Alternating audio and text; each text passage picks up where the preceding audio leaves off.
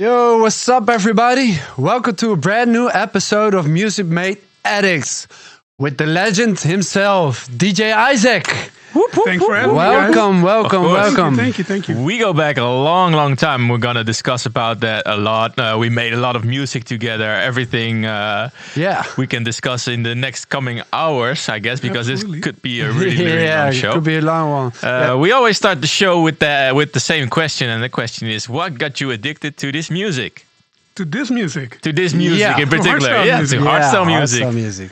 Well, there was no hardstyle when I started making hardstyle. You so, were probably one of the first ones who yeah, made a hardstyle track. That's probably my most asked question. How did you start liking hardstyle? But there was no hardstyle. I just did No. something what sounded like hardstyle, and it became. And then Q-Dance. They introduced the term hardstyle. They right? introduced the term hardstyle in What was 2002. that? What was that first track? Was it Go Insane or was it a On the remix Edge? for? My first track. Well, the first hardstyle kind of track you made. Well, that's difficult, Like On the Edge was definitely the first track that became like a commercial hardstyle hit. But before that, I already did like stuff like Bungee Boys, Thriller. Like those already had it was 1999. Like the Kick and bass kick and the bass, drive. yes, and so it DHS, the House of God. I made a Yeah. remix Oh, for that one, and that was like, the beginning of the hard trance, hard style sound, I guess. Yeah, because maybe a lot of the people that are listening right now don't really know like where is it founded and what's the origin Yeah. of hardstyle. Well, where did that sound came from? How did you came up with, for example, the song On the Edge or the early hardstyle songs? Well, in that time, excuse me, I'm a little bit sore. Yeah, Excuse no my worries. coughing. I hope I can make it to the end of the show. Yeah.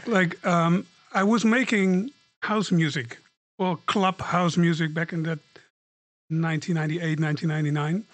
And On the Edge was actually a house track before, I made this track and I started making this track with my friend Ilke.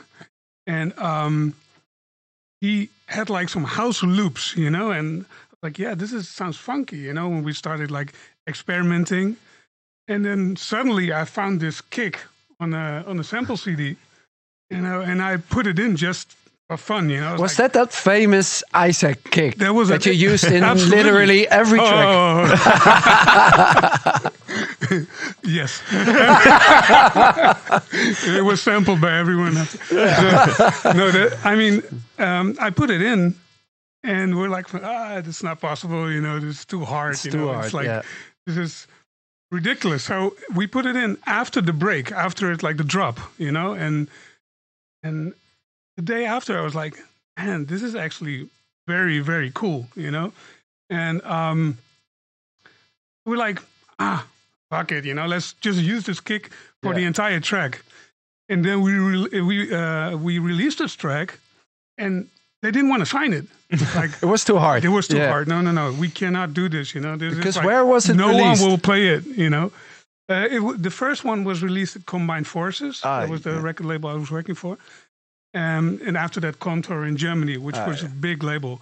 But before that, the A&R of Combined Forces was like, no, I won't mention his name. He was like, no, we can't do this. This is like ridiculous. So it's like, okay, deal. We make it the B side, and we put Beat the Silence on the A side. It's like, yeah, whatever. And I believed in this track. I was like, trust me, this is going to be a big track. It's like, no, let's do the B side. And then afterwards, it became the bigger big songs. track, yeah. But wasn't Combined Force also labeled that hosted a lot of hardcore songs back in the days? Yeah, absolutely. So, and they found this song too hard. So what changed in that Yeah. period? Well, the Because thing was, I was doing house music. I was doing hardcore before, but after that, I was doing house music, and so they expected me to making these house songs. And they were released on Nucleus, on Positiva in the UK, and were pretty popular songs, back then. So they wanted me to make that kind of music, and then I guess I had this hardcore. Yes, like fire in your touch, veins, something. I had it in my veins, so I always became harder after all, and so they just wanted me to make a house track, but. Okay, for that reason, they thought maybe this was too hard. Yes. And this was in 2002, so even before that, the term hardstyle was there. So what do you guys call it? Still house music, or did you already thought like, okay, this could maybe fit more into a different genre? Because in Holland, we're very keen on genres. Yeah. Well, I became a big fan of Cosmic Gate. Those were my heroes. Like I really wanted to make something like they did. But it was just mixed so well, it was like impossible to do that. I remember. Yeah. Those tracks were sound so crispy, so insane. Yeah, incredible producer still, by the way. But I really wanted to try to make something like that, and you had like I was a big fan of all the German guys, like the Dumonde and Derb was doing Scott stuff. Project. Scott Project was doing stuff, and I was a big fan of that sound.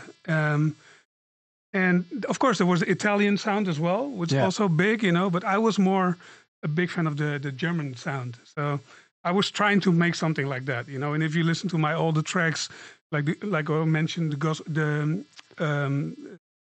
it called? House of God. And the Banshee Boys remix and all that. It was all inspired on this German sound, Yeah. I wasn't able to make it, but I was trying to, So. Yeah. But it's weird to hear that hardstyle, for example, is only lasting for like 15 years, maybe. Because in my knowledge, like I was already going to parties in 2001, 2002. Yeah. And that it shifted so drastically so soon is quite unique, because hardstyle, if it only was mentioned until 2003, but there was already the first climax in Gelredome in 2003, so it became really big really soon. That must have been a crazy period to experience. It was definitely, because everybody was doing just their own thing. Dana was doing their own thing, Pavo was doing their own thing, Zani, the Prophet, but no one, was. It was not like the scene we know as hardstyle now, Because if you look at some pioneers from the hardstyle scene, you automatically think about Dana, Pavo, Isaac, Luna, Technoboy, Deepak, Technoboy, Prophet. Those are the names who really built the hardstyle scene, I reckon. Yeah, absolutely. But it was like just melting pot. It was a Dutch melting pot, because all the names are also, except for Technoboy, they're all Dutch. And I think maybe they just took like the UK hard house and the hard trance from Germany, and they made it something with more balls, like the hardcore scene. And that's probably where it became hardstyle. And don't forget the hard dance, like the hard house scene, Tom Harding, all that was big for a while in Holland, like was a big scene. But you started off with hardcore. I started off with hardcore, wow. Yes. Wow. How old were you like that? It was 1994 when I made my first release. So I'm not going to tell you what. 1994. I was 4. I know I'm old. I know. Wow. I was 4 back then, and you already released your first track. Wow. Yeah, I was released in the beginning of 95. I made it. Didrik also came to an age now where he's lying about his age, because he was actually 6.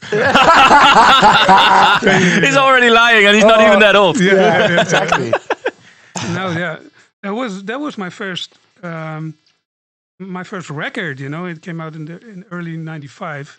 How did you start it off with making music? Did you begin with playing music, like DJing, or did you want to make music yourself? Or well, my big example back then was Ben Lieberond. He was a guy who mixed a radio show every weekend. Yeah, and I was just fascinated what he did. Like he made for example, he took a Michael Jackson song and he put his own beats underneath, his own samples. And it was just it was so fascinating, and I really wanted to do what he did. I was I was literally a fan. You know, I was a member of his fan club. You know, I mean, that says enough, right? What is a fan club in 1992? I got this. I got this every month. I don't know. I don't remember. But every month I got this paper, like this bad copy. You know, like with all the info of his mixes, releases,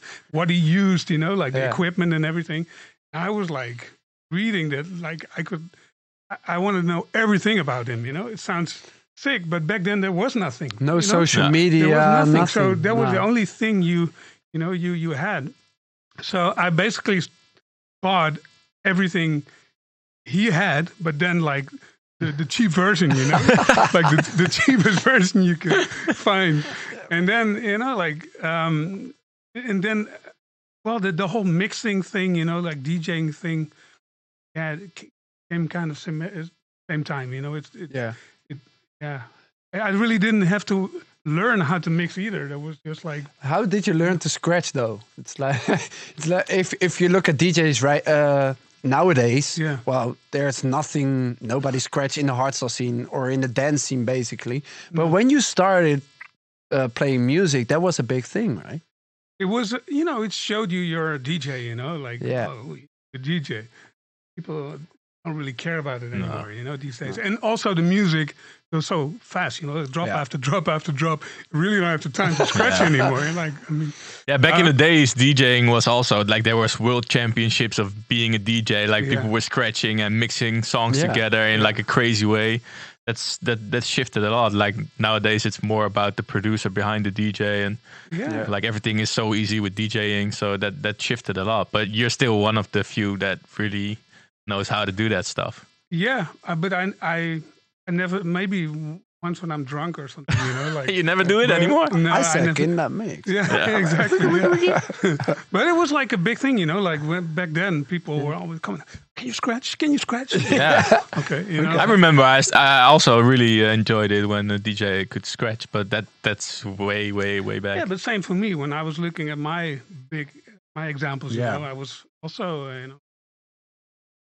I wanna learn this.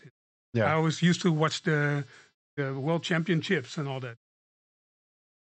You know, practiced. Yeah. But nowadays it's just about playing the right songs at the right time. You know, yeah. Absolutely. Yeah, it shifted. Do you think it's a bad thing that it shifted, or? No, not at all. No. I'm not one of those guys who always looks back. You know, like back in the days, you know. Tracks took 9 minutes, you know, it was such a great time. You know, like nobody, if you play a record for 9 minutes nowadays, you know, people would like walk away and like, okay. Yeah, all right. You know, but no, I don't miss it at all. I mean, it's nice if you can scratch, you know, but these days it more sounds like a messy thing. Yeah. You know? Like, also the tempo is different. When back in the days when you were scratching, I scratched at 190 hardcore. Oh yeah, that's true. But that's almost half the speed. Yeah, so that's maybe easier. You scratch on half time. That's true. That's very true. Yeah. But I mean, I'm someone who sometimes reminiscing back to the old days. Yeah? And there's one big example here in front of me. Yeah, that's a cool story. Which is quite a cool story. I was a big Isaac fan back in the days. I'm still a big Isaac fan.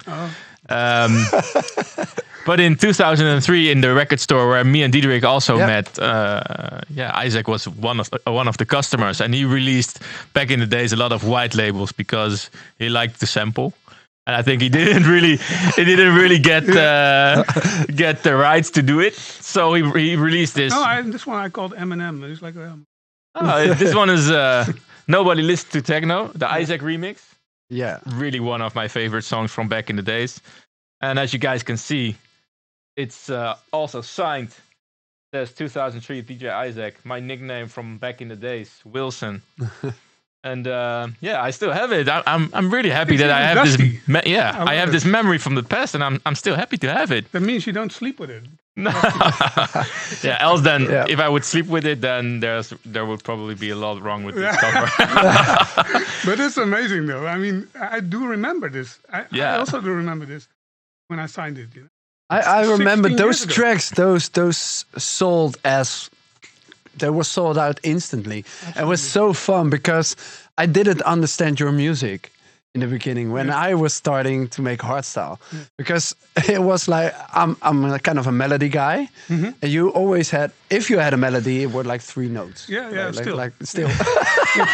But like all crazy sounds. And I remember I was walking into this was even before I met Stefan in the record store.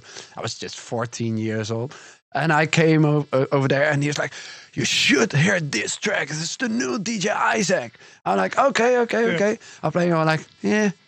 He's like, "What do you say?" I'm like, yeah. Doesn't have a cool melody or something. It's like all the same. And then I went to parties and I heard those tracks live, and I'm like, oh, now I understand it. It was so different for me. Yeah, but that's funny because you're not the only one. You know, even the I made remixes, for example, of "Loving You." Yeah, you know, I made this remix for Mark and Cloud, and there were big names back then in Germany. And I was so excited when I finished the remix. You know, it was crazy, the remixes, if you listen to the arrangement, but. I sent it to him, and he's like, "I don't understand it." You know, like, you have this vocal, you know, and then you only hear this vocal once, you know. And usually in a track, you know, you get a vocal and break vocal, drop vocal, you know. But I just used it once and a very small part of the vocal, you know. And he was confused, and almost every record label was confused back then when I finished the track, because I always try to make my arrangement different than anyone else did. I mean, I think back in the days I was one of the guys that bought your records like in the blind, because I always had to listen to it a couple of times, but I always knew that it was a quality that would last and that the people will go crazy on eventually. But in the beginning, when you hear the record, it's like, oh, different. Yeah, and then it grew on you. That was some of the magic that you put into your records. But the "Loving You" song, for example, that only became a big hit when it was released under Dana's name, right? I remember you can download it, Lady Dana, "Loving You." Because that's funny, because like the Mark and Cloud guys knew those bootlegs were big hits. Yeah. So they're like, okay, let's release it as a bootleg. You know, like everybody thinks, you know, when we release it, it's going to be the DJ Isaac track, because everybody knew I was releasing Thriller, nobody listened to techno, and a couple of other ones. Nobody likes the records that you play. Exactly, and and they were like, okay, that's a smart marketing thing, you know. Yeah.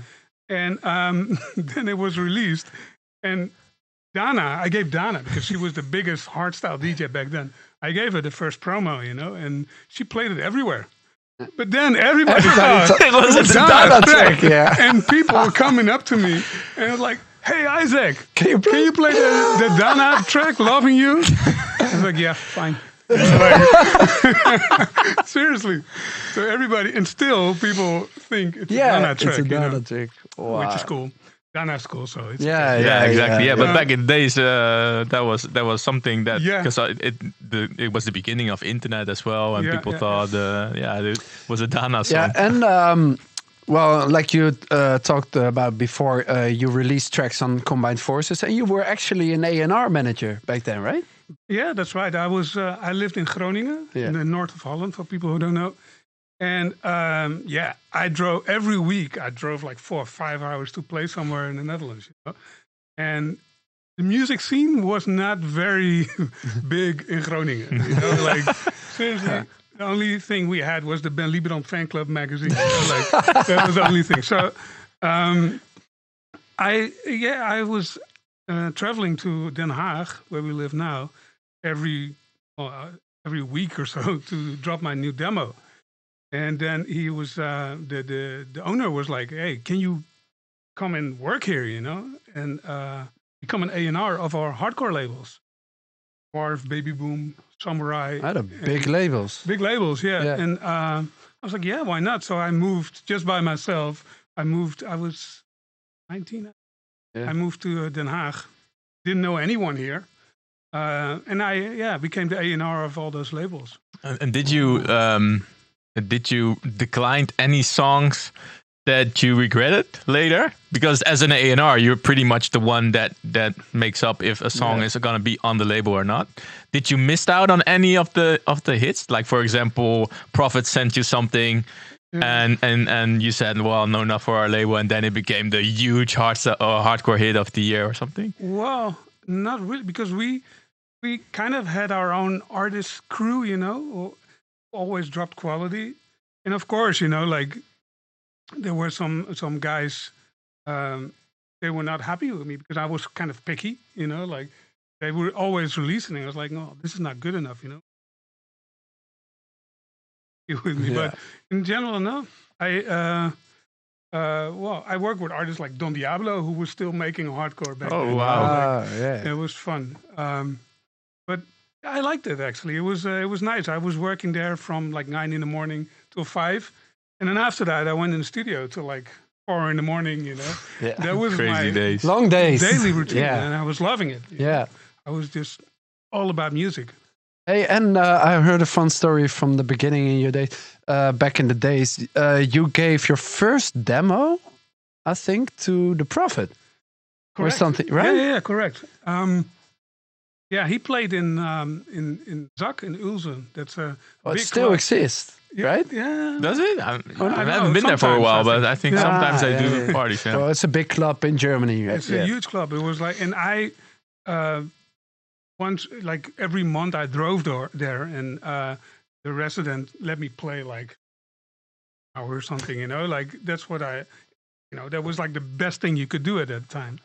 And I remember Prophet was playing one day, and I think I was like opening or something or closing for him. I don't remember, but I gave him my cassette, my first demo, and one number on it, like it used to do. And he actually called me on his way home. Like I was like, home, and he called me and he was like, I listened to the demo, but it has potential. What we Yeah, what we always say. But it's not there yet. But then I was like, okay, at least it's good enough, because he called me. Yeah, exactly. Like whatever. Just leave it. Yeah. So that meant a lot to me because he took it serious. Yeah. And I was just working and working and working till I got the right. It's also crazy how long the Prophet is in the scene, right? It's insane, right? Yeah. And he was like, honestly, he was like my big example in the hardcore times. Like everything he did, he was part of the dream team, and he was so good, man. Yeah, everything he did. And he's still around, still produces and still music. Hustling, working his ass off every single day. Yeah, I have a lot of respect for him. Yeah, actually, yeah. But same goes for you. You've been around forever. Yeah. And you also managed to find your own style within hardstyle, or even back in the days when it wasn't hardstyle, because you could always tell the DJ Isaac song in a set, Yeah. And some of that also had to do with the vocal use. You always had these edgy, sexy kind of vocals in the beginning, which I really liked. It had always that catchiness. Yeah, and it's funny because I was actually trying to do something different sometimes. Like, now I'm going to do something completely different. And then I release it like, oh, it's such a typical Isaac track. And then you're trying, but for some reason, the way you mix or think. The way your sounds are edited. You guys, I mean, you can also recognize your sound still, even if you listen to your old music, 10, 15 years old. Yeah. Still, you can we got the same. When we release like a track which is so different from which we usually make. Yeah. And after that, that's typical DBSTF. I'm like, how? But people hear it. We tried to make music as wide as possible. Like, for example, our Antidote album, From Fired Up to Above Average, it's so different, but still has that. But that's also a part of success. I guess that's a good thing. And that's the only thing, I miss these days, like, okay, Sub-Zero Project was like a good example of somebody who like totally changed the game, like, whoa, what's going on? It doesn't happen that much, and that's what you need. There's a lot of new big talents, but it doesn't have that like that game-changing, and also that recognizable thing. Yeah, that it doesn't sound like another artist, but has that typical sound. And of course, I mean, I didn't have that recognizable sound from the first record. You develop something, but that's like my advice to beginning producers. Try to change the game. That's when you do that, you can be up there in like a couple of months, it can go really fast. If you have your distinguished sound, then and then you last as well for a long time. I mean, we're doing this for 15 years. You've been around for ages. For 50, right? 50 years. 50. Your mic is there's something wrong. Oh my God. But, no, that's true. But like I said, your sound is also, you also changed the sound. Like the euphoric music, and that's almost with every big act. Yeah, they had this momentum, and yeah. Oh wow! Awesome. So how did you saw the scene develop? Like you were there in the beginning. Like I said, 2003 was the beginning of DEF CON, was the beginning of Climax. You were already there. Like we were just going to parties, but we weren't even producing or DJs back in the days. Yeah. How did you see the scene and like hardstyle in general, but also the events like evolve into what it is now? I mean, there must have been such a difference between back in the days. But for some reason, you just went with the flow, and the scene was so small back then. Like there were only like probably like 9 big DJs back then. So you were actually on every event possible. Because there were not enough DJs, I guess. I never really, like nowadays it goes so fast, everything's moving so fast. Back then it went so slow. And how come I always have the feeling like Euros really popular in the States? In the States, it's always, I think you're the biggest guy in the hardstyle scene in the States. And is it because you were one of the first one that played there, and your style was kind of blending between the every style over there, or what is it? I'm not sure. It's I think about that too. But honestly, Americans don't. Once they love you, they will never let you down. Love you forever. And I guess like my first hit over there was Face Down Ass Up. It was 1998 or something. And it still is a big track, And then they always used to like I did the Bitches song, I always used to like the gimmick songs. Yeah. But there's like I love them as much as they love me, I guess. And it was also in the beginning when you told us when we first went to the States, like back in the days when you were playing over there, you said you really gotta perform to impress everybody as a DJ, because they were used to the hip hop DJs scratching and they were doing crazy mixing stuff. And if you just play like we play nowadays, like everybody plays nowadays, but then it's like, oh yeah, what are you doing? Yeah, and they're difficult to impress. Yeah, and you were once one of the only ones who could play like that, scratch and do crazy stuff behind the decks. I really don't. I'm sure there's many more who can do the same. It's I don't know. It's just a connection we have. I guess. I can't explain it, but the thing I do like about America is that you can do everything you want. You can play like a disco song in between, and people will still like love it. Like if you.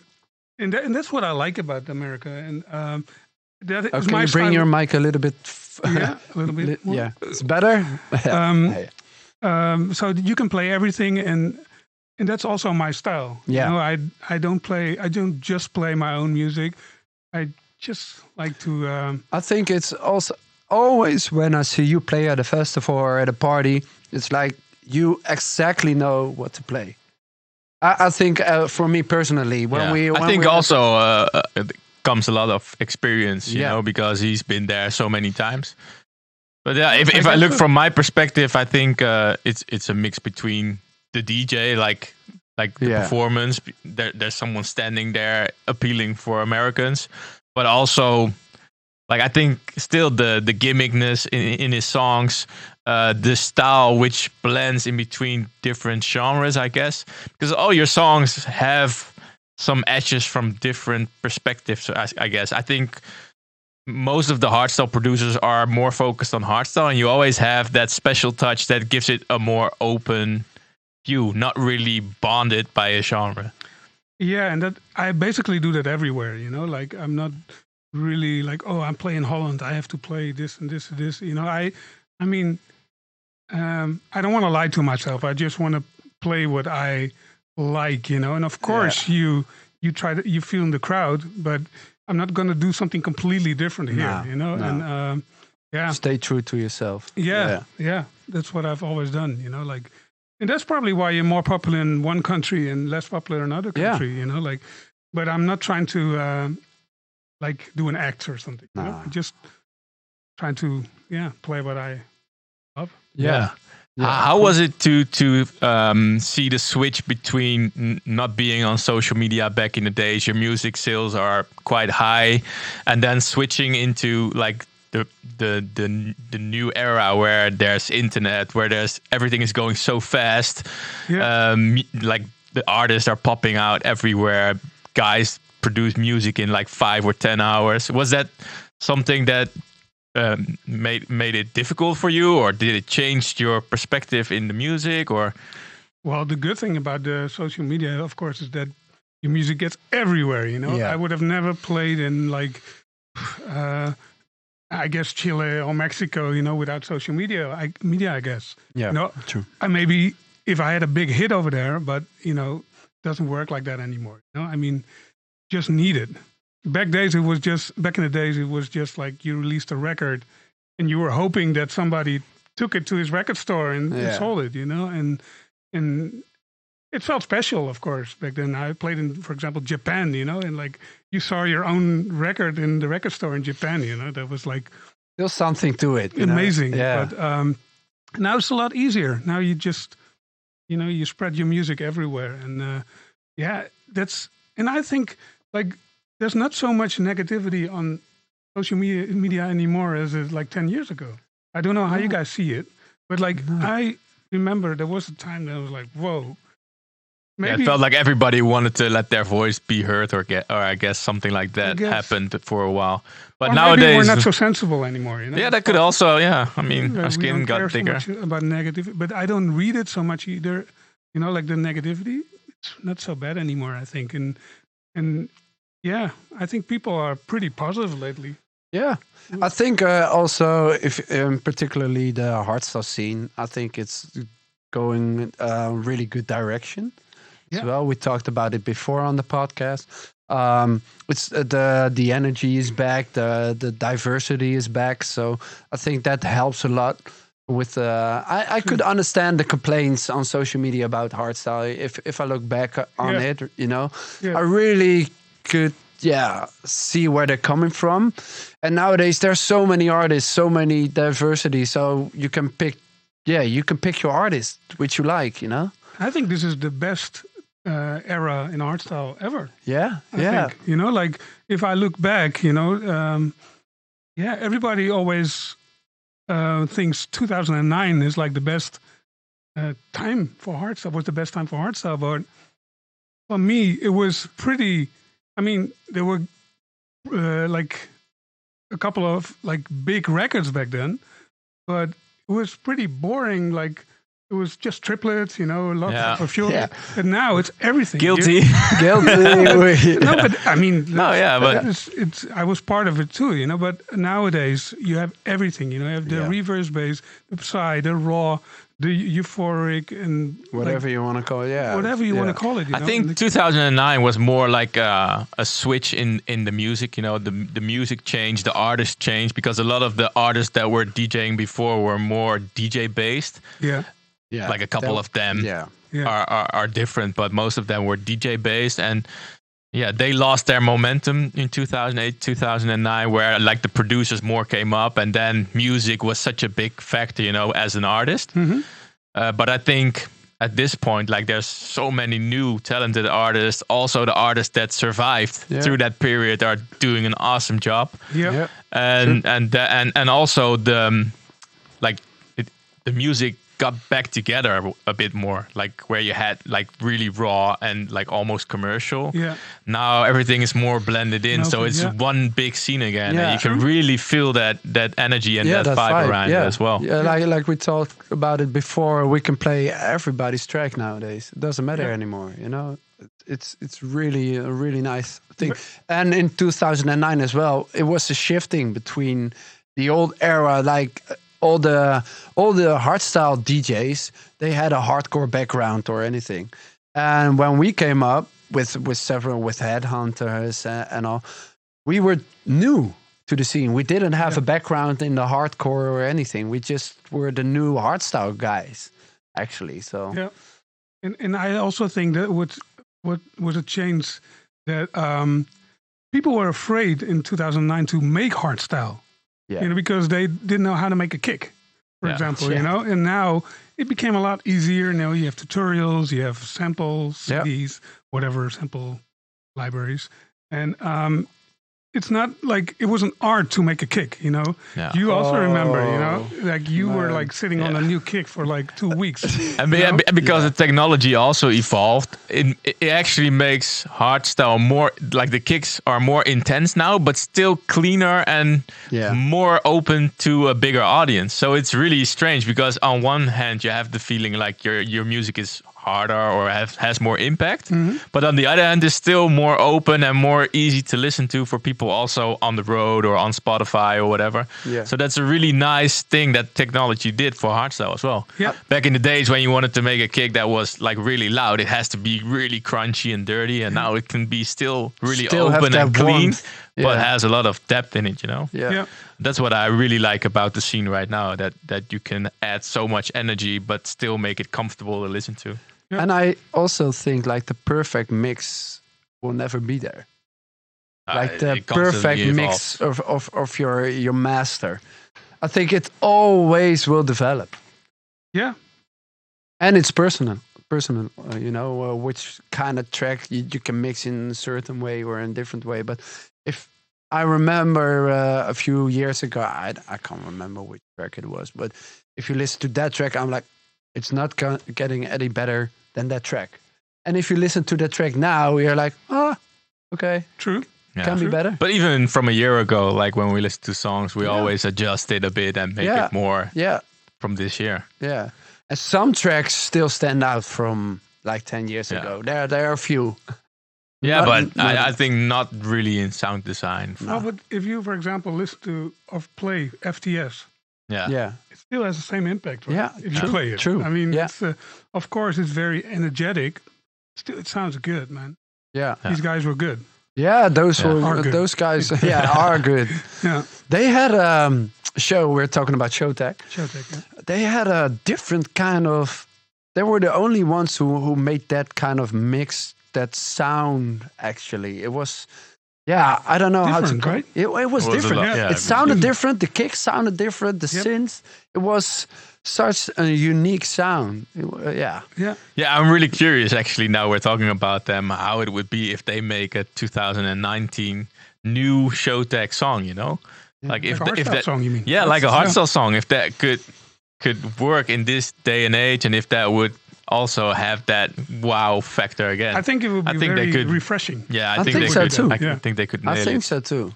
So I mean, this is a call to Showtech. Just do it. Yeah, just do it. But you also made some, for example, with Technoboy and Tumbo, you made some songs that had a big impact worldwide as well. I mean, for example, the song you did with them that was played by Chesto and all the other big artists. That was Digital Playground. Yeah, that was also something that was new. Yeah. How did that evolve? It was just like we did that song, and it was like, it was not commercial, you know. It was like just a club track, and I felt the energy of that track, you know, and suddenly everybody picked it up, you know. It was not, and even when you play it now, it doesn't sound like hard or something. No, it sounds like in between house and hardstyle almost, you know, like the kick. But not in a wrong way. No, not in the wrong way. But it was just like, it was a special, and I still play it sometimes, you know, it has so much energy. And like, like Tiesto played it like in every of the sets, you know. Yeah. Like, but it almost has that FTS kind of sound, you know, where it's still, it has a lot of impact and drive and energy, but it sounds different than the rest. Yeah. And that made it more accessible, I guess, for a wider range of artists to play it. Especially back then, you know, because back then for house EDM DJs, it was like, no, you cannot play hardstyle. It was not done. It was like not done. So it was a big honor back then, you know. Whoa. I think nowadays it shifted as well. Like if you talk about hardstyle right now, everybody knows it around the world. Every DJ knows it, and they respect it. You know. But back then it was like hardstyle, that's that gang. You know, it was like a little bit of no, we don't want anything to do about it. That feels good, right? Yeah, it feels good to be accepted. Yeah, to be accepted because you know every time you were playing on a main stage after our EDM DJ, I call it EDM DJ, but you know, you always felt a little like. Okay, you know, a bit sorry, awkward. You know, like, but now, you know, everybody plays it. You know, if you look at Tomorrowland, it's like 40% of the hardstyle or something. It's crazy. It's crazy. Like, and that feels really good. You know. Yeah, the feeling you're recognized about, like the passion you put in music and the things you bring out. Yeah. Absolutely. Yeah. If you look at Timmy Trumpet, for example, I think he played at Tomorrowland. He played for 80% hardstyle tracks. Yeah. That's crazy. Yeah. That's awesome. Yeah. Carnage, for example. Carnage, you know, for example, and and even Armin, you know, like Armin, he was like he's so trance, you know, he plays a lot of hardstyle as well. A lot of hardstyle, so it's globally accepted right now. Yeah. Well, you got such a long history in hardstyle, but is there like one memory you have that makes you go back to it, and that you have a feeling about, okay, this is life changing for my career, or that you had this feeling, okay, this is something I achieved. I can go from here to a next step or something. Yeah, it's difficult, man, because it went so slow, you know. Like these days, careers go like this, you know, like this. Yeah. And my career went so slow, you know, like. And never went. And it's going.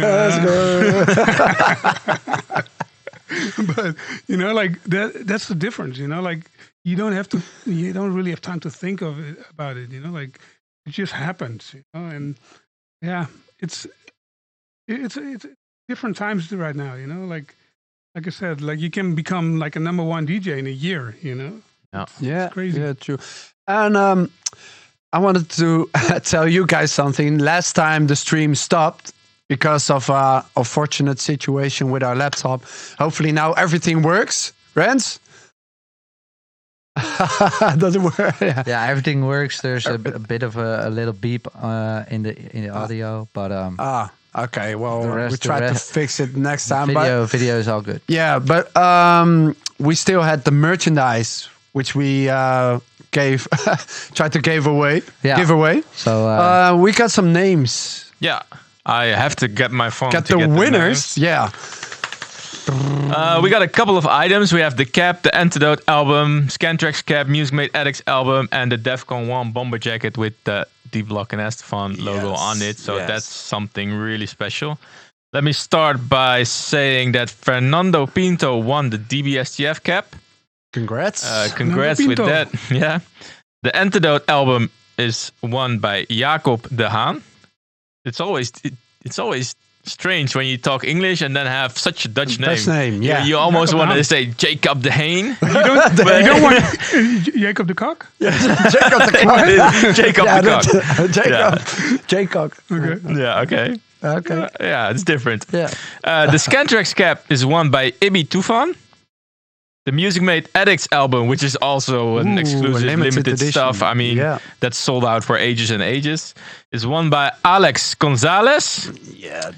And last but not least, we have the Defcon 1 bomber jacket. Wow. That one, awesome. The winner is Serena Klappers. Serena Klappers. So if your name's drawn, please let us know by, how do people get in contact? They can send us Yeah, I think you guys have an email. Yeah, they can send it to management at dbstf.com. Yeah, management at dbstf.com. Let's do that one. And you brought something as well, right? I brought something as well. Where as a giveaway. It's a giveaway. We got a present. Can you throw it?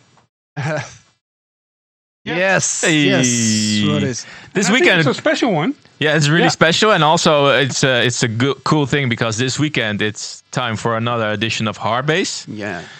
And it looks like you were Team Blue last year. Yeah. And we're Team Blue this year, so that's awesome. That's right. Yeah, Team Blue. Yeah. You want to have it? I'll play in the Isaac jacket this Saturday. But I was playing with Soundrush and Psychopunks, and my name is even on it somewhere. Yeah. Yeah, it's on the front side. Oh, it's on the front side. Yeah, it's on the front side. That's how many times I was. So let us know in the comments, what should people do? What should people do? When they want to win this jacket. Well, what was my first, the name of my first released record? Ooh. It's not, easy. It's easy. Or is it too easy? No, it's all right. Your first release record. That was most of the viewers weren't even born back then. That's right. So I don't know if it's easy, but it's really something cool. So if you know the name, send it. Comment below, and we will pick the winners on the next episode. Or sign it if you want. And if you don't want it to be wasted, I can not sign it. And if someone wants to win this, then he has a really big problem because I will never give this away. No, you will never give it away. No. But this is so awesome, right? Yeah. Yeah. When I have a new home, because I'm now in between homes, I'll probably give this a nice spot. Really? A DJ Isaac 2003. Awesome. Yeah, no, that's cool. Yeah. All right, and every episode we've got a statement. Yes, and we talk about Rens gives us a statement, and we just talk about it, what we think about it. So this year, the statement of this episode. This episode. The high demand and high pace of releasing new tracks makes some tracks less interesting because they lack creativity. Yeah. Not always. If a track's good, then the track is good. But I know what you mean, but I think the bigger problem is that DJs, like the big DJs, usually only play their own tracks. Guilty. Yeah, but sometimes. It's normal, but as a new artist, you don't get the chance, to have your music featured in one of the big DJ sets. Yeah. Is this kind of what you meant with the question?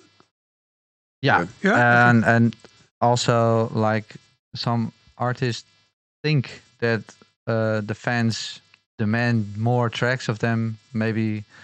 Yeah, it's sometimes you've got a really core following most of the times. We talked about it before. They are always in the front. They know every song. Yeah. And for most of the times when we release a song, some songs are instant hits. Instantly they work. People know it. And most of the times you got a little bit of breathing time before it really gets to the crowd. Everybody will know it. But the diehards, they hear the song for almost a year, except for 80% of the people. Well, they didn't hear the song that much, It's still a new song for them. True. Yeah, but I think in one hand that's true, but on the other hand, there's a lot of people, of course, questioning when is this song released or when is this song released. But I think the music also needs its time before you release it. You cannot just make a song, play it out, and the next week you release it. You want to give it some time to let the people get used to a song, or even get the song played out for a while. Yeah. Even some of our newest songs, we don't even play them in every set because we just don't feel it as the right moment to play it, because not many people know it, or it doesn't fit the set, or it doesn't fit the right time. So you wanna give that some time. And there's also some reasons why you cannot release it earlier, because you have to deal with, for example, an artist that has a CD that's coming out, or you have a video clip that takes for ages, or you have to get the copyrights of a vocal, and that could take forever. But you guys are a different story. you better slow it down for a little bit. I mean, jeez. I mean, I play a lot of your stuff, you know, and really, I mean, I have to be careful that it's not going to be like a Debug and Esteban set. You know, like, well, thank you. But I mean, such a big tunes lately, you know. So, and if you have such a big tracks, it's very hard for me to choose like which one to play, you know. Like, but there's one for sure you're playing, and that's one I'm always playing. That's our collab. Yes. Because we've been working in the studio together a long, long time, and many times. I think we made 4 or 5 songs together. Yeah, correct. But this time I'm really happy with the result because we did the song called World Renowned. Yeah. Well, what can you say about it? Well, World Renowned for me, like that's, I think my favorite collab so far. It's like the ultimate hardstyle song, right? Yeah. Don't you agree? Yeah, true. It's like, it's got that high pace energy, uplifting vocals, crazy uplifting melody, and and the vocal also fits so well in our scene. Yeah. Because we hardstyle fans, like we love this music. We live, we die for this music. We do everything, and it will always with be hardstyle in our around. mind. Yeah. always be. Yeah. Oh, you practice this one at home, right? In front of the mirror. You know, but like honestly, I get goosebumps many times when I play the song. You know, the break. It's because it's such a. I really love the song. Yeah, I really feel it as well because, like in the break, we have this rap vocal that says "from city to city, all around the world," and we play a lot outside of our own country, and we sometimes get homesick. But then we're in front of a crowd. The crowd is almost our family because hardstyle gives you that like one tribe feeling. And then, you know, when the song comes up and it says "from city to city, all around the world," it's in our DNA. That just gives you that. Absolutely. Great feeling. And the thing was that vocal was not in the track at first. No, right? in the beginning, no. We were all like, we all had the same feeling. Like, yes, it's nice, but the break it misses something. It misses something, you know. Yeah, because the energy in the female vocal was like ongoing, but in the breakdown you missed a bit of a storytelling, I guess. Yeah.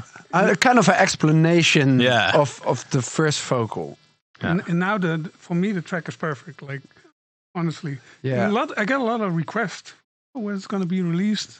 Yeah, we have the same. Yeah, a lot of people are asking for the song. But we're working on the video clip and the scripts. At this moment. Yeah, and it's always releasing 5 tracks a week. It's going to take a little bit. So people don't blame me. You know, like blame it all on us. It's pretty difficult. We talked about it before. Yeah, at this point, it's really difficult for us to fit in with the schedule of releasing. But there's a lot of stuff coming. Our first release is going to be For the Night. We just received the new video clip, so in 1.5 weeks, I think the 14th of February, to give you something on Valentine's Day, we will release the For the Night, the video and the audio on Spotify and all portals. Yeah. And after that is going to be one of the first we're going to release for sure, World Renowned, because it's the ultimate festival. It's the ultimate festival song. Yeah, and that's why we don't want to be too far away of the festival season, because when we release it now, some of the people will think it's old by then. Yeah. So but I think this year with the festivals, we're gonna for sure hear it a lot. Yeah. And it's so different than a live track, right? It's my God. Different. Completely Two worlds different. apart. Yeah. And also the music is why. No, but I wanted to say about World Renowned, when the first drop comes in, you know, you see all the people almost bedazzled about what's happening. Yeah. Like you almost don't feel it coming, and then when it drops, it's true. I think that so we talked about it before. Like we want to have that reaction when it drops. Like you don't know when it drops, and some techno tracks have that same feeling. But a lot of hardstyle tracks, they have like build up, and then you've got like doom, let's go. You can tell when it drops. Yeah. And we want to have that shock effect in our collab. Yeah. I remember we were listening to the Steve Morano track. Yeah. You remember that track? True. I don't remember the name. Be alone. Yeah. So we were inspired by that track. Yeah. Like the first. Just to drop it in a strange way. Yeah. Yeah. So, but Yeah, I think it's gonna be like the perfect summer festival track. Yeah, I think so too. I'm really happy about that one, and we're for sure gonna do some new stuff as well. Absolutely. And you're working on a lot of new music as well for the next coming months. Absolutely. I have this new track finished. Not sure when, because we're first, we want to do this track. Yeah. And I'm working on a lot of new ideas. Yeah. So crazy. Can't wait to hear those. Yeah.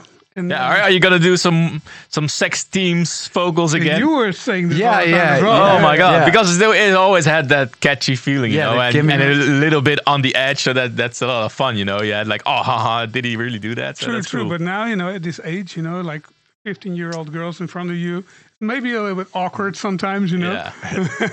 Maybe you should do like, come over to DJ Isaac. I don't know about that. That's a bit of a weird. That could be a strange song. In this social media era, maybe that's not a good idea.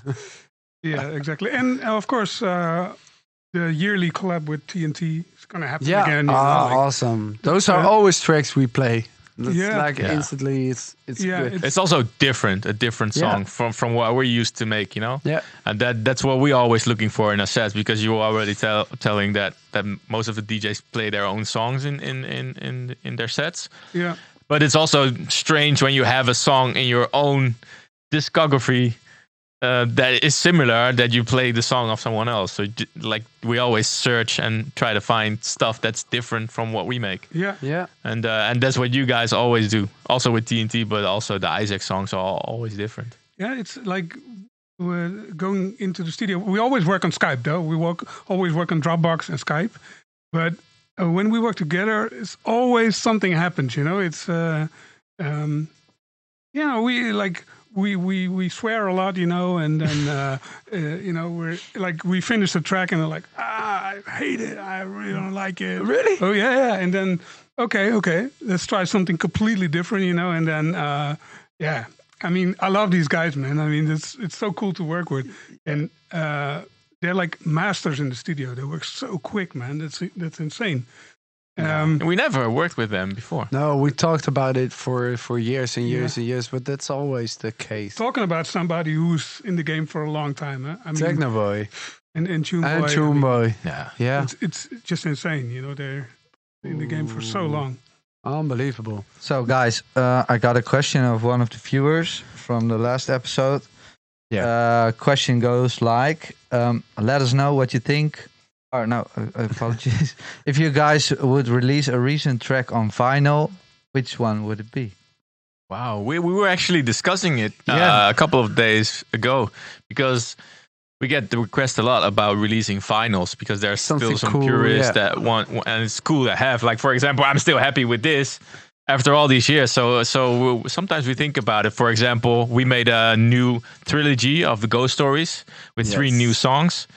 And we were thinking about like doing a nice vinyl with like a cool cover and maybe a colored vinyl or anything to release these songs.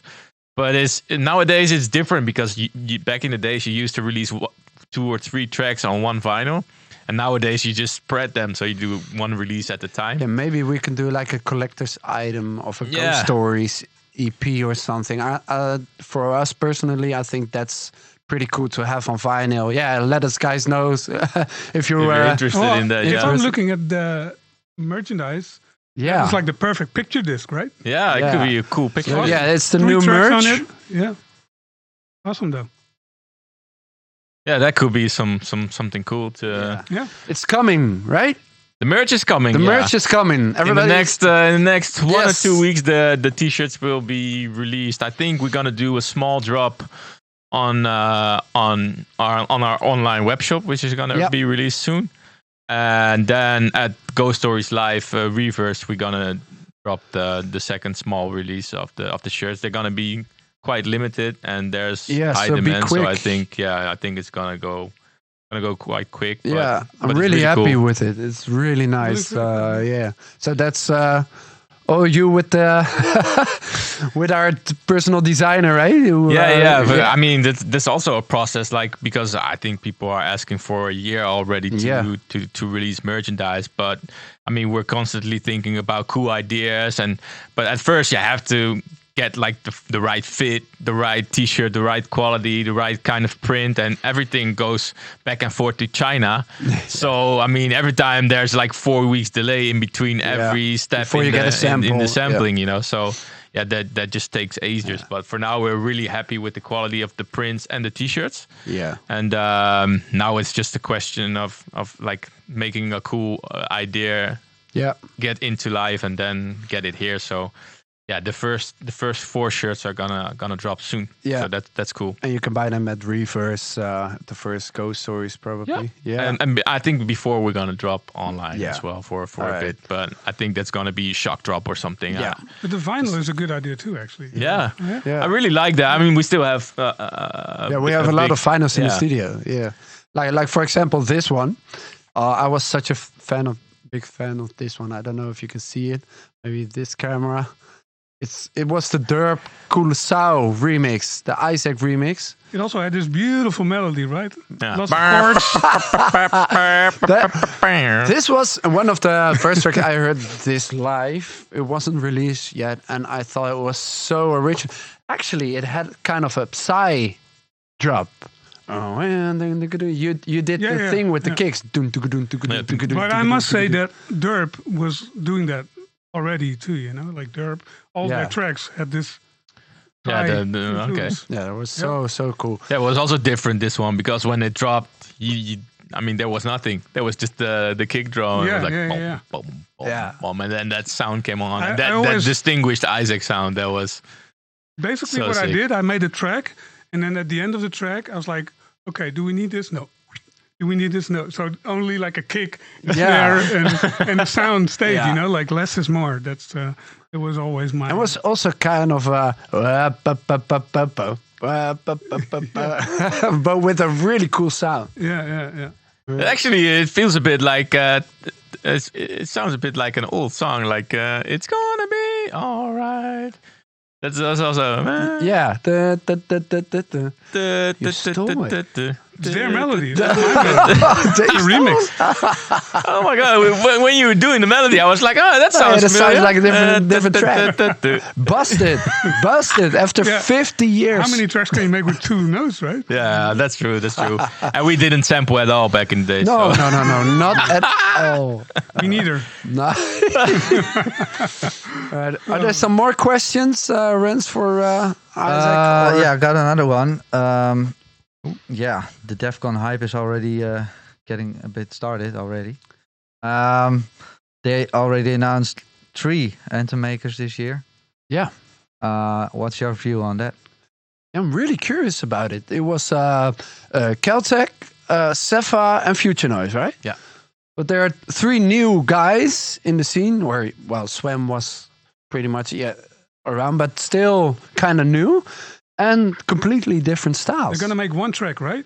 I think so. I think so. Yeah, it's gonna be 1 track. Okay. I think, which I heard. But I think it will be 3. 3 tracks. Yeah, 3 tracks. But with 1. Yeah, well, they will do something special. They will do. I'm really curious about it because it's good that they're trying something else. You know, I mean, that's. Good. The feeling of 1 tribe, 1 DEF CON, and just to represent everything. I think for us, like talking from our perspective, like the DEF CON anthem is something you do as one artist, like the full 100% you make the track. So I don't think for us it would be a cool combination. I think that would be something we would more prefer to do outside of an anthem as a track. I mean, because it's really experimental. So it could work really good, but it could also be a bit strange. And also the spotlight is shifting between 3 tracks right now. But that's also a consideration. I'm really curious, and Cepha is wow. It's so popular at the moment. It's so crazy. very musical, right? Yeah, he's really musical. Yeah. We talked about battling on the piano. Yeah, I think he will win, though. Yeah. Well, you're good at the piano too, but you're not really. Yeah, I'm not like a classical guy. I just play whatever comes into my mind, and it's like, yeah, how do you come up with melodies? Yeah, I don't know. I just play. But yeah, he's a really classical guy. But it would be fun though, just to play with the two of us. So funny, right? That and a classical, is he like classically schooled or? I don't know really, no, but yeah. You make hardcore, right? I mean, it's so cool. Yeah, I think it's nice. But it's same goes for Ophidian. You know, he's really good. I really love his emotion as well with the playing those butterfly vip and all. I really love those hardcore tracks. Yeah, but to be honest, you're really good at the piano too, because when you hear a song or a melody, you just play it and you're instantly pretty much play the song. But you're it's not. I mean, I think also your attention for that is not really there. I mean, you're not the one that goes and studies a whole melody. True. For like 10, 15 minutes. I mean, you like to play, and you know everything, but it's not really something you focus on. No, I think so too. Yeah, and that's sometimes better. You know, you don't just follow the rules. You know, you do something just like. Yeah. Yeah, and you're very good at it too. That's well, thank you. Yeah, we're always in the studio, like we're working on, we're just singing, like, okay, we need something like. Okay. There's also like a producer language. You know, it's instantly when we talk to each other and there's someone else next to us. Stefan tells me like, yeah, and then after that we're gonna do and then the track goes like, and then and it goes like that. I'm like, I know exactly what he means. Yeah, that's true. Yes, and when someone else is next to us, which is not a producer, they're like, those guys are mad. Yeah. Those are crazy. Yeah. Those guys are crazy. It's true. Sometimes when I talk to you, and I'm trying to. I don't even understand it myself, but he understands it. You know, like, right? Yeah, it's funny. Yeah. It's such a strange language, actually. Yeah. If you talk about computers, I don't have a clue at all, like the technical side. That's why the stream went down last time. What happened? Still up, though? Yeah, is it still up? Yeah. Okay. Yes. So good. We got a new computer. We got a new setup and everything. So. Oh, happy with it that it works. I actually like the questions. It's cool. Yeah, that's cool. I don't know if you have more questions, or I have a couple of questions too. Well, I got another one. It's about a well-spoken subject, ghost producing. The question is actually, how does it work, and does it happen often in HARDSTYLE? Ghost producing. Oh. Well, how does it work? I think it's depends on the artist as well. I don't think it's a bad thing because that there are some artists which love to play, and there are some producers who hate to play. You know, so it's different. It's totally different kind of profession actually, and some like to do it both. You know, so if people are just open and clear about it, I don't mind at all. And what's ghost producing? You know, You know, I also go to you sometimes, like, help me out with this. You know, like. And you're helping me out. Is it ghost producing, or is it just helping friends helping each other out? Yeah, true. I mean, it's it's not bad. I mean, everybody has to do his own thing. I mean, I don't think people in the audience care, right? I mean, I think it's also for the purists. I mean, for example, Michael Jackson. He didn't write all of his music, and he didn't produce all of his music. You know, like nobody's talking about Rihanna with all her 30 writers. Exactly. So I mean, but I think there's a little difference. Yeah, because like Michael Jackson, he's a really good singer. Okay. Yeah. That caught me off guard. Is he? No. He's a good singer. Definitely. Yeah, but he's a good singer. He's a good dancer, and he definitely had his. Say about his music. Like Rihanna, she's an incredible singer as well. And as a DJ, like, what is DJing nowadays? Yeah, but I think also a lot of the DJs that don't produce their own music, they still have impact on the songs. I don't think you have to be a producer, because being a producer is also like a really like crazy profession. I mean, you have to have certain qualities of diving into a program for years and years, be able to listen to one single sound for like 5-6 hours. That's not something that everybody can manage to do. Yeah. But you can still have amazing ideas, or maybe a musical background where you can play a melody or come up with a melody or come up with cool ideas. Like, for example, creating a vocal, like when you talk about rights in a song, like license for neighboring rights or publishing rights or that stuff, 50% of a song is like the rights go to the vocal.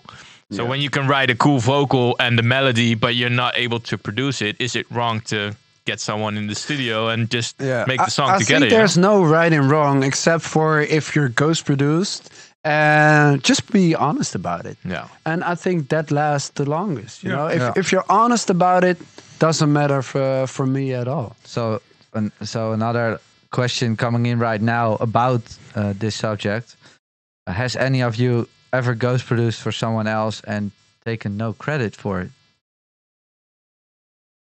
I did. Like in the past, I did a lot. Like I did a lot of hardcore tracks. It was like, you want to have it, you know, like that. Seriously, that's what we did. Yeah, I mean. Yeah, I mean, we did it as well sometimes.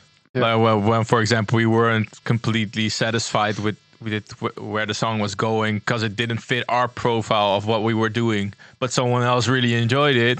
Then I mean, everybody's happy, you know. Mm-hmm. You get the chance to release the music, and someone else is happy about is it. Happy well. with having the song on his name. So, I mean, I think everybody has done it or will be doing it in some. But point nowadays, I don't think we don't really have the time as well. I mean, we're working full like non-stop on Ghost Stories, on D Block and S fun music. So at this point in time, it's not really something. No time for ghost producing. Yeah. No. But also when you go more towards, like, not the end of your career, but more into your career, like on a like an older age, you get maybe to a point where you still have the magic in the studio, but the magic on stage is a bit gone, or traveling gets you tired. And you just focus more on producing music for others, or you start a project or whatever you do. I could see us do that. Like if we like the age of Isaac, then maybe just do only produce. So Thomas. Thomas is asking if you're going to premiere some on Hardbase, which is coming up on Hardbase. We have a new remix. Oh yes. I think it's a cool thing to tell right now that Sound of Thunder has got a Disturb remix. Yes. This guy is crazy talented. Like he's one of the main. Yeah, he's one of the main bridges between Raw and Euphoric. Yeah, he's amazing. He made a killer remix of Sound of Thunder, so that's the track we're gonna play on Hardbase. It's a difficult track to remix. I mean, it's hard to beat. You know? Yeah. I also said to him, like, when he started with the remix, like, okay, how do you like this vibe? I was like, man, Sound of Thunder, your kicks are sounding like thunder, you know. Just put in your signature kicks and just give it an updated. I always like it like that. We always say it, if we want to have a remix, do your thing. You know, be free. Whatever you want to make it. You know, it's like, if I don't like to send it in a certain or steer it in a certain way. You know, and it's also difficult because it's already your song. We made it as cool as possible in our way. You know, so someone else has to put their vision on the song. Wow. And the remix turned out really, really great. Yeah, I fucking love that. Yeah, we now have 3 remixes. Also one by Soundrush of Rebel and Supernova by Devin Wild. So we're gonna release these 3 also. In the next coming months. Figure it out. But don't you think it's always hard to listen to a remix, like of one of your songs? I mean, it's always I kind of like it, you know, because it gives you a fresh idea. And those are older tracks as well, you know. So we are already kind of tired of the originals, and now there's an updated version that we can play still, and they also have their impact as a song. For example, Supernova. In the beginning, I was like, Supernova, but then when all these Time Machine parties came and we played Supernova, everybody was yelling the melody, and we're like, okay, this is too old to play on new events. But it's nice to have an updated version. So. and also a way to get talented producers in our sets, like our songs, but their remix. So it's even easier to grab the songs and give them a platform as well. Because like Soundrush, definitely Wild, these are the guys of the future for sure, you know. And some others, of course, among some others, but these three guys deserve everything that's coming for them, and I think they have a bright future. And we're talking about a collab in the future as well with Disturb.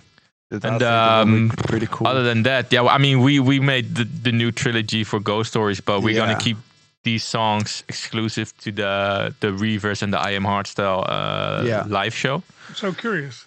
It's also I mean, that's really difficult because like we've made these songs and we really want to go out with them. We want to show our fans what we've been working on the last couple of months. But on one hand, you have that you want to keep the live act as exclusive and intense as possible.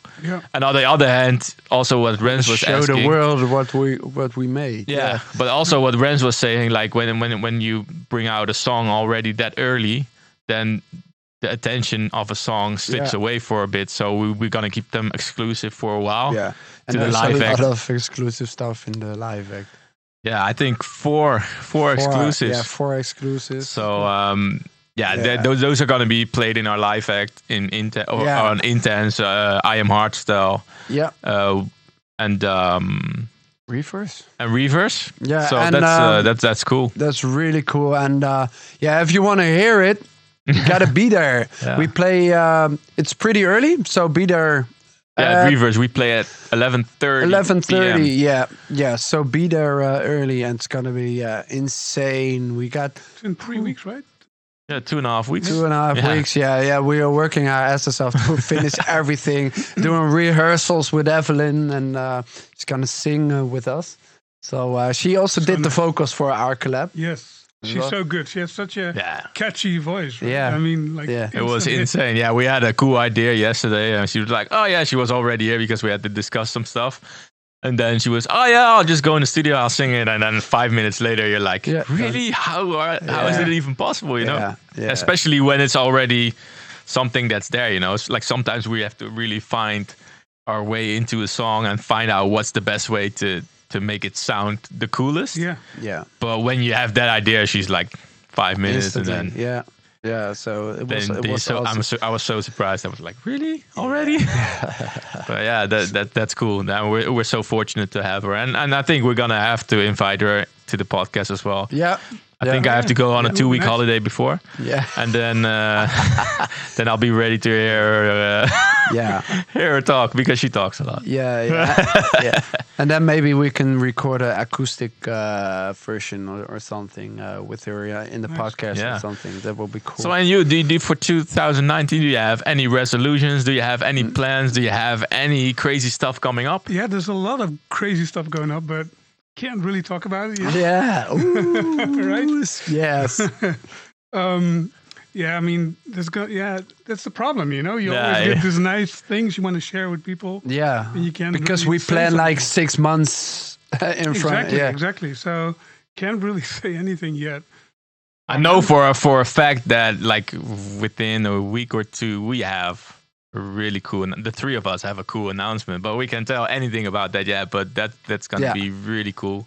Something I really look forward to as well. And you're gonna join us at the Heart Island as well. That's nice cool. Too. My first time there. Really? Oh, it's crazy. I've seen the videos and it's such a mad party. Like everybody's talking about it, right? It's really cool. We started this MUSICMADEADDICTZ hosting. Also because of the podcast and the album and everything that's around MUSICMADEADDICTZ. So it was cool to have this brand for doing like hostings. And Hard Island asked us to host one of the parties, and that the club it's gonna be in Club Aquarius. That club is insane. But the vibe as well, and there are gonna be more artists to be announced. We have the Prophet and Isaac already, and there's gonna be more and more artists. 2 legends are joining us. Yes. Nice. Yes, that's gonna be really cool. Very much forward. Yeah. We have to rent a villa. Villa. Why not? Okay. We have some friends that are joining us as well. Really? Yeah. Okay. So why not? Let's just find something cool, and then we just have be good there party. a couple of days. I think we go there on Sunday or Monday. And I think I have a party on the day before. Yeah, but I think we go on Sunday Afterwards. or Monday. Yeah. And then we stay till Wednesday Nice. or Yeah. Thursday. Yeah, we got a really tight schedule as well, but just to have a few days Of off. course. Yeah. Have the party. Yeah. Yeah, of course, man. Let's do it. If you want to go to bed, it's also... Yeah. I mean, we will respect your age. Yeah, respect it. Be gentle. It's funny because you're not. I mean, you used to be like the young kids, you know, but not anymore. Yeah, now right? we're I the mean, oldies as well. Yeah, that's always. there's I also don't see you guys as the young kids, but yeah, but it's I mean, we were in Mexico 2 or 3 months ago, and you could really tell the difference between these guys. For example, Devin Wild, like he came from a complete different generation, complete different. Like he was raised so different as we, you know, like we like still being on time. Yeah, we still had like time where we would go out and do football and play buskruid. I don't even know that. No, you don't know buskruid. Buskruid. You kick the ball and then someone has to go get it and then come back and you have to hide. So it's hide and seek, but then with a ball. Thanks for the Buskruid. explanation. Yeah, and After your... he only communicated with the internet and he was always at home. Yeah. And like I had to come home when the lights go on the streets, you know, and he has his mobile phone. It's such a different generation yeah. Absolutely. already. Can you imagine for you? Yeah. Yeah. Like you witnessed the DH where there were horses on the street, right? Horses on the Yeah. street. We didn't have television, Yeah. you know, like smoke signals, you know, to warn the neighbors. I mean, that's, you know, like back in the days. That's you know, insane. like, Yeah. No, but We yeah, have I mean, it's- 78 R&P records. You know. no, but it's really, I mean, it's crazy how the time goes so I incredibly always, fast. This one question I forget to ask, which I know you love. Where does the name DJ Isaac come from? You know, I should have made something up. Yeah, it would have been a much better It's story. just my second name. You know, like that. It would have been easier. you know. Yeah, it would have been Nobody easy. would have Yeah. found out, you know, like now, okay. I think that's the most asked question. Right? It's I already know the answer, but one it's so of the funny. most yeah, it's just like, okay, I needed a name, right? And back then, Stephen King released Children of the Corn, and the leader of the cult was Isaac. I was fascinated by this name, and Isaac. Yeah. That's it. I mean, we're laughing about it, but D Block and Estefan wasn't the best name to go for in 2004. Like all the social media stuff with all the stripes and There was something in that you know, your generation really thought they had to make up like crazy names. Right? yeah, it has to be really crazy. But also, a lot of the names were already taken. True. That also doesn't You help. needed a .com. Yeah. Yeah. I mean, Isaac.com wasn't available back then No, again no. already. Yeah. And all the easier names like Chucky. There was not even or- internet back then. What are you talking about? Yeah, true. Well, if you think about it, how much has internet changed our lives, you know? And we witnessed the introduction of internet. Insane. It's insane, right? It's I can't even imagine what it would be like. We couldn't do this without internet. No, exactly. And also back in the days when you were one of the few with a computer, and then that distinguished sound, you know, that you were calling in on the telephone line, and then someone tried to call, and your mom is like, "Oh, go off internet." Yeah, my mom told me, get your own telephone line because no one can call me anymore. Yeah, how can you get your own telephone But the line? bills were so high. My mother insane. came to my room like, what is this? I'm like, I don't know. Did you call someone for 4 hours? I'm like, oh no, it could be. that I and was at high 7. school you had to buy floppy disks with like 6 megabyte or 12 megabyte on data storage. Yes, 6 megabytes. 6 megabytes. 6 And now, megabyte. you know, I mean, you couldn't even Unbelievable. put a MP3 on it. Yeah. And then that was the data used back then was so small, and now like it's crazy. Everybody on his mobile phone has unlimited data because else they get through their bundles. So the world changed a lot, but also in a good way, I guess. But some of the things are a bit unfortunate, maybe. I guess. Yeah. What can you do? What can you do? What can you do? Well, I think it's almost time to wrap it up. Yeah, I think Rens also has some news. I got two news items. Today's weather. Today's weather. Today's No, the Piet first Paulusma. First one, the announcement of the Sub-Zero project album. Oh, yeah, Nice. that's something I'm really looking forward. Contagion, I think is the name. Yeah. We're featured on it actually. Yes. We clock. made the clock with Sub-Zero project, also part of the Very Ghost good. Stories live act. Yeah. And this is gonna be one of the songs that's gonna be on their album. Yeah. So that's cool. I mean, these guys Can't are wait. rocking it, and Yeah. and the song also worked out so well. Yeah. And that release might come sooner than people expect. Yeah. Nice. Yeah. Yeah. The Burn remix they did for me. I mean, I still play it every set. Yeah. It still goes on. It's insane. It's It crazy. still works like crazy. Yeah. Yeah, I love that. I love that remix because it has just the right amount of energy and, Yeah. and the cool vibe. So Yeah. that's these guys are killing it. Absolutely. So Absolutely. yeah, that Can't album wait. for sure. I mean, I think it's gonna be released in April or something. Yeah, combined with Reverse or Rebirth. Oh, hosting Rebirth. So, of- so at Rebirth, the beginning of April. Yeah, I mean, yeah, that must be something. Something I look else, forward yeah. to the most. Really Yeah, can't wait for that release. It's glad to have those guys in the scene. for sure. Yeah, Yeah. cool. What else? Well, second and last item would be the Tweakers on the main stage of Tomorrowland. Yes. Yeah, Yes. that's so Good cool. for them. Wow. Yeah. Yeah. Awesome. I think it's perfect for them. I think their style suits the general main stage crowd of Tomorrowland like this. Yeah, and I mean, in Belgium, they have such a big following in Belgium because Yeah. they're based in Belgium. Their label is Belgium. They play all the Belgium events, so I think it only makes sense that they get the spot this year and to Absolutely. see the main stage of Tomorrowland sing Disney songs is something I really look forward to the most. yeah. And they're entertainers. I mean, Yeah. They're to the really, max. yeah, to the max. Yeah, we had them on the podcast as well, Marcus. Yeah, and they're coming actually in a couple of months with the two of them. Yeah. So yeah, then we probably will be starting our collab as well, which we talk about for ages. Yeah. How many ducks they're gonna order for tomorrow? Oh my God! Oh I my think God, yeah. so many. Or a Jägermeister. Yeah. Oh, they have to Oh, give. yeah, we just played on their exclusive and we had some shots of I had Jägermeister. such with a them. headache. Oh my Oh God! my These guys God. drink like animals. It's like the first time we saw him, like, hey! And like, Jaeger. oh no! I'm like, is it frozen? Like, is it like solid Frozen. cold? Hey.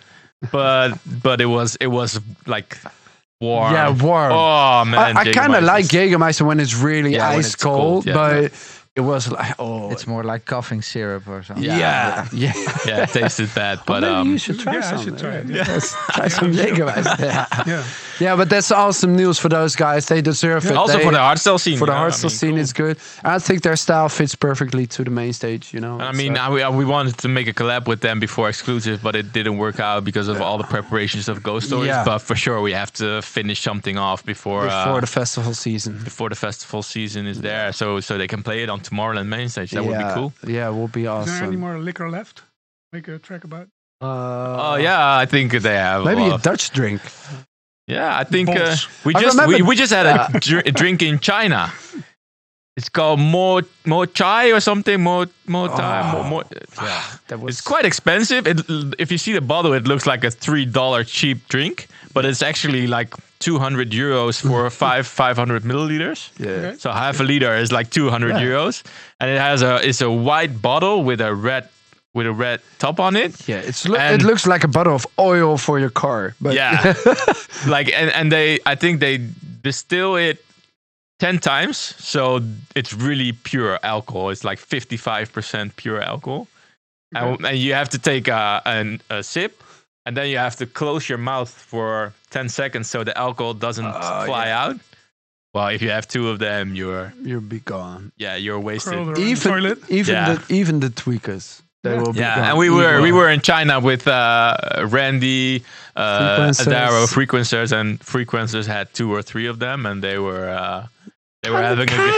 having a good time. Yeah, Yeah, it was that the sound was, of cutest China. It was insane. Yeah. To see that crowd in China was unbelievable. Yeah, I'm really getting better and better, right? better Yeah. and better. Yeah, But the it was scene is- cool. It was different because when we go to China, we normally play in the club, and the club crowd is different from the events, Yeah. you know, because this was really a Q dance event, and you could already tell many people from different countries around China Yeah. were coming as well to experience Q dance in Asia, close by home.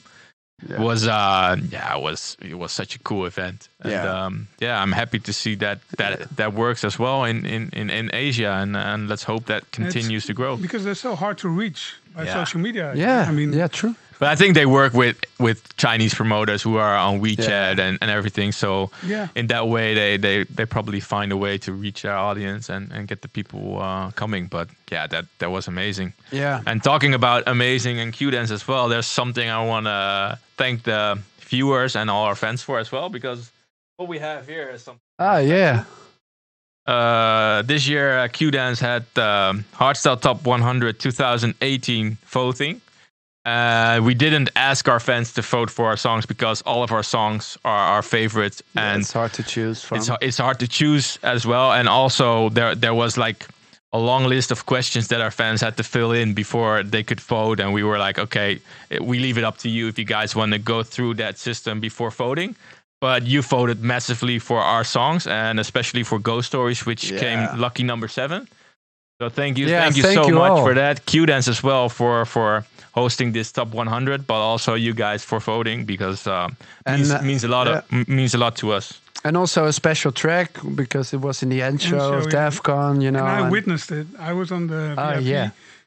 It was like chills to the max. Yeah. That was like the highlight for me, the highlight of the end show that came on. It's like everything the end show needed, you know. Yeah. For us it was different. We were all on our way to another booking. I remember. So we were sitting in the car, and we put the car on the side of the road and watched it on our telephone like this, and we were also having chills. Like, wow, this is so cool, because really cool. The whole process took for a while. With the creative director of Q-Dance, we worked together to make this song happen, and then to see it like come to life is insane. It's insane. But we didn't know we had a track in the end show, so we already had a different different booking, different booking afterwards, and they were like, "Oh no, we can't see it." But anyways, we saw it, and you guys voted for it, so that's thank you so much. Thank you so much. Means a lot. Means a lot. And means a lot to me too. Yeah. Well, next year, you guys, we'll already request you to vote for World Renowned, because that one will be released in 2019 for sure. Yeah. So don't forget. Well, Isaac, thank you for coming. You're very welcome. Yeah, it was nice to talk to you, and we have more stories, so I'll come back. Yeah, for sure. I mean, when when we can announce some more stuff that we're doing, or when we have another collab coming, because I think after this one, it worked out so well, we have to do a new one before the festival season starts. Yeah. I mean, and it's a must. Keep an eye on our socials the next coming weeks, because we got something special with the 3 of us. Absolutely. And thank you all guys for watching and for listening. For you guys who are listening on Spotify or iTunes. If you got questions, you can ask them below. You comment comment underneath the video, and we'll take them with us in the next episode. DJ Isaac is also on social media, so make sure you go and follow him. Is it DJ Isaac Official, or is it Instagram? It's Instagram DJ Isaac Official. Also, Monday there's a new podcast. Hardstyle Session. Oh, we didn't even talk about that. We didn't even talk about it. We There's should. so much to talk about. No, but you have one of the longest running. 2009, man.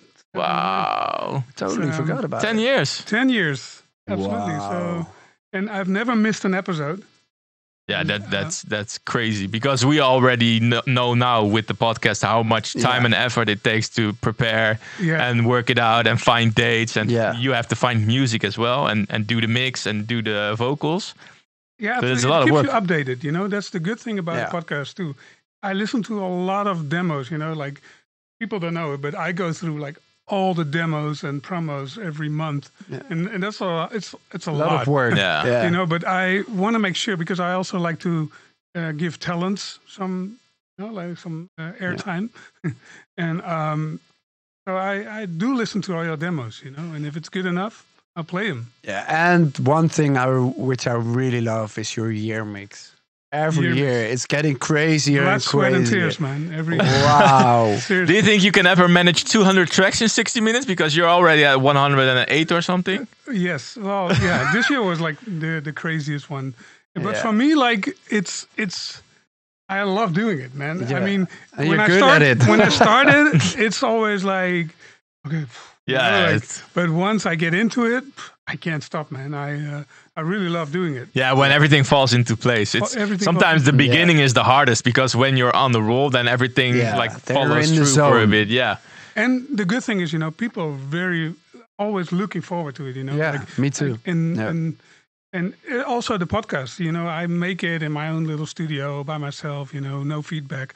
But when you come to the parties, everyone always talks about, I listen to your podcast. I love this track, and I love this, and I mean that really keeps me going. That's really nice. Yeah.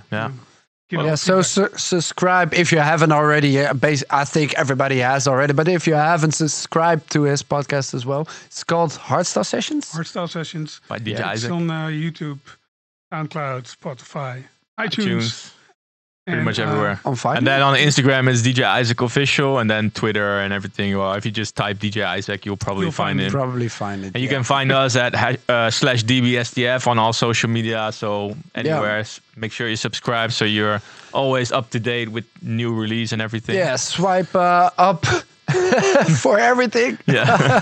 For the links. Ren's gonna cut this out, so hey, cut. I got one more life story. One more life. Oh, another one. No, but you can subscribe on everything, iTunes, and basically what we talk about. And we got some crazy guests coming up. Yeah. Working it out right now because everybody has a busy schedule. But but we're totally back on track. So for now, I mean, next coming months, expect a lot of podcasts. Yeah, a lot of podcasts, a lot of new music as well. So thank you all, guys, for tuning in, and hopefully see you next time. See ya. Bye.